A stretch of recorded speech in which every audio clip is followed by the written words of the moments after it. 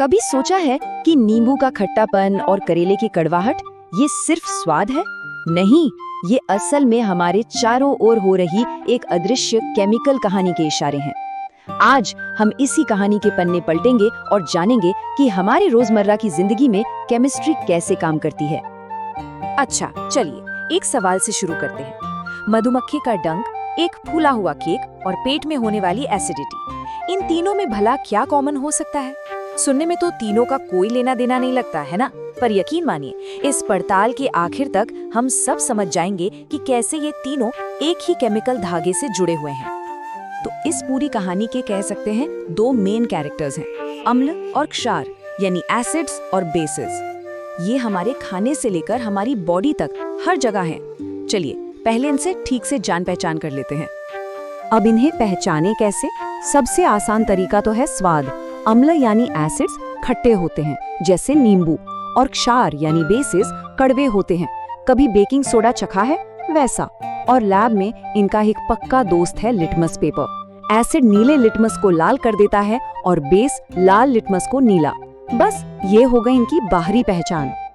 ठीक है, ये तो हो गई इनकी बाहरी पहचान, पर इनकी असली ताकत, इनका असली कैरेक्टर कहाँ छिपा है? इसके लिए हमें जरा जूम इन करके देखना होगा कि पानी में घुलने पर ये असल में करते क्या हैं। इनकी असली पहचान वहीं छिपी है। तो ये रहा एसिड का असली सीक्रेट। जब कोई एसिड पानी में घुलता है ना, तो वो हाइड्रोजन आयंस यानी H+ रिलीज करता है। ये ही H+ आयंस हैं जो उसे खट्टा और रिएक्टिव बनाते हैं। एक तरह से समझिए कि एसिड H+ आयंस का डोनर है। और कहानी के दूसरे हीरो की बात करें यानी बेस की, तो जब ये पानी में घुलते हैं तो ये रिलीज करते हैं हाइड्रोक्साइड आयंस यानी OH-। यही OH- आयंस उन्हें कड़वा और साबुन जैसा चिकना बनाते हैं। और यहीं पर एक बहुत ही जरूरी बात सामने आती है, पानी। पानी के बिना ये दोनों एसिड और बेस अपनी ताकत दिखाई नहीं सकते। जैसे सूखी हाइड्रोक्लोरिक एसिड गैस सूखे लिटमस पेपर का रंग नहीं बदल सकती। क्यों?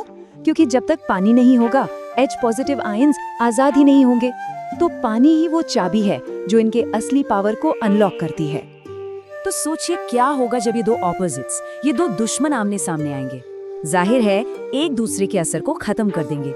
इसी को कहते हैं न्यूट्रलाइजेशन या उदासीनीकरण। एसिड का H+ और बेस का OH- मिलकर बना देते हैं पानी, जो कि एकदम न्यूट्रल है। और इस रिएक्शन में पानी के साथ एक और चीज बनती है, लवण यानी सॉल्ट। लेकिन एक मिनट, क्या सारे एसिड्स और सारे बेसिस एक जैसे पावरफुल होते हैं? नहीं, बिल्कुल नहीं। कोई बहुत स्ट्रांग होता है तो कोई बहुत वीक।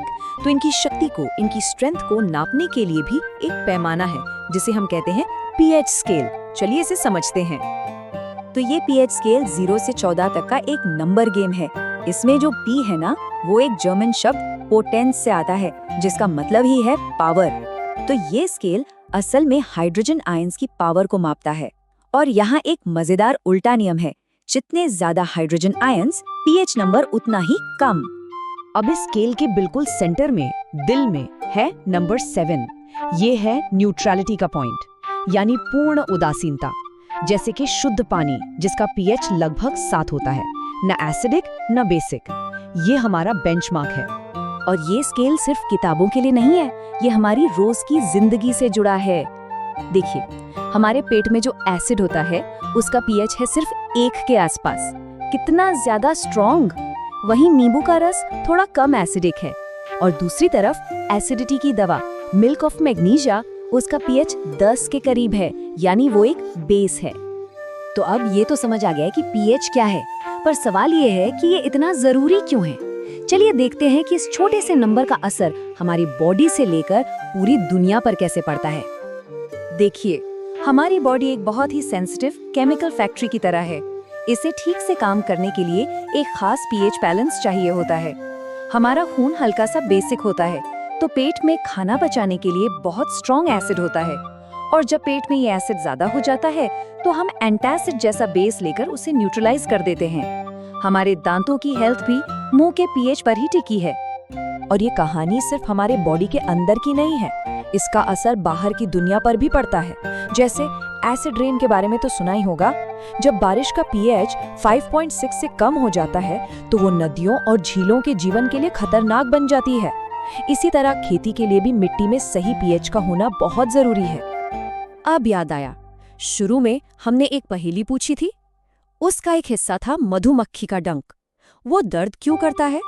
क्योंकि मधुमक्खी हमारी स्किन में एक एसिड छोड़ती है। और इसका सबसे आसान घरेलू इलाज क्या है? उस जगह पर बेकिंग सोडा जैसा एक हल्का बेस लगाना, जो उस एसिड को न्यूट्रलाइज कर देता है ना केमिस्ट्री का कमाल का उदाहरण। तो हमने देखा कि एसिड और बेस मिलकर एक दूसरे को न्यूट्रलाइज कर देते हैं और बनाते हैं पानी और सॉल्ट। पानी के बारे में तो हम सब जानते हैं, वो तो जीवन है। पर ये सॉल्ट, क्या ये सिर्फ एक बाय प्रोडक्ट है? नहीं, कहानी का असली ट्विस्ट तो अब आएगा। आइए इन लवणों की छिपी हुई ताकत को जानते हैं। सॉल्ट या लवण सुनते ही दिमाग में सबसे पहले क्या आता है? खाने वाला नमक, है ना, सोडियम क्लोराइड। पर किचन से बाहर ये छोटा सा दाना एक बहुत बड़ा इंडस्ट्रियल हीरो है। ये केमिकल इंडस्ट्री के लिए एक बेहद जरूरी कच्चा माल है। तो ये होता कैसे है? सोचिए, हमने बस नमक लिया और उसे पानी में घोल दिया। अब इस नमकीन पानी में से जब बिजली गुजारी जाती है तो एक कमाल की केमिकल रिएक्शन होती है। वो एक चीज 3 अलग-अलग बहुत काम की चीजों में टूट जाती है। क्लोरीन गैस, हाइड्रोजन गैस और सोडियम हाइड्रोक्साइड, जो खुद एक बहुत स्ट्रॉन्ग बेस है। इस प्रक्रिया को क्लोर एल्कली प्रोसेस कहते हैं। और फिर इन 3 चीजों से क्या-क्या बनता है जरा देखिए। हमारे घरों में इस्तेमाल होने वाला ब्लीचिंग पाउडर, कपड़े धोने का सोडा और हाँ, वही बेकिंग सोडा जो केक बनाने के काम आता है। ये सब कुछ उस एक साधारण नमक से शुरू होता है। ये दिखाता है कि कैसे एक मामूली सी चीज पूरी इंडस्ट्री की नींव बन सकती है। तो अब उस पहली पहेली पर वापस चलते हैं। मधुमक्खी का डंक एक एसिड है, पेट की एसिडिटी एक एसिड है, और इन दोनों का इलाज एक बेस करता है। और केक, उसे फुलाने वाला बेकिंग सोडा खुद एक बेस है। देखा कैसे तीनों एक ही केमिस्ट्री के धागे से बंधे हैं? हमारे पेट से लेकर खेतों की मिट्टी तक, हर पल हर जगह एसिड और बेस का ये अदृश्य खेल चल रहा है। अगली बार जब नींबू निचोड़े तो याद रखिएगा कि हम सब इस बड़ी केमिकल कहानी का एक छोटा सा हिस्सा है।